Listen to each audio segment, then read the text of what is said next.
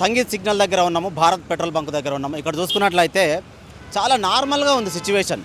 కొన్ని ప్రాంతాల్లో మాత్రమే ఏదో జరుగుతుంది, ఏదో అడావుడి అనుకొని 2 రోజులు 3 రోజుల సరిపడా పెట్రోల్ కావచ్చు, డీజిల్ కావచ్చు, వాళ్ళ క్యాన్లలో కొట్టించుకోవడం కావచ్చు, వాళ్ళ వెహికల్స్లలో ఫుల్ ట్యాంక్ చేయించుకొని వాళ్ళు సేఫ్ జోన్లో ఉందామని చెప్పేసి లేని కొరతని వాళ్ళే సృష్టిస్తున్నారా అనే విధంగా మనకు కనబడుతుంది.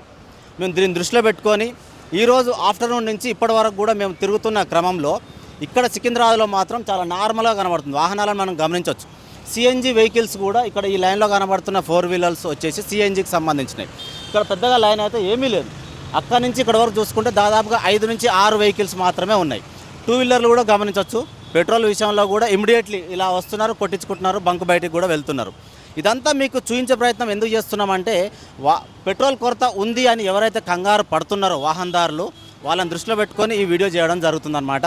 మనం గమనించవచ్చు, మనకు ఏదో అవుతుందని చెప్పేసి కంగారు పడి ముందే వాహనాలని పొద్దున్నే లైన్లో పెట్టి గంటలు ఆఫీసు టైమింగ్ వేస్ట్ చేసుకొని వేరే ముఖ్యమైన పనులను కూడా పెండింగ్లో పెట్టుకొని మరి బంకుల దగ్గర లైన్లో ఉండాల్సిన అవసరం అయితే కనబడట్లేదు.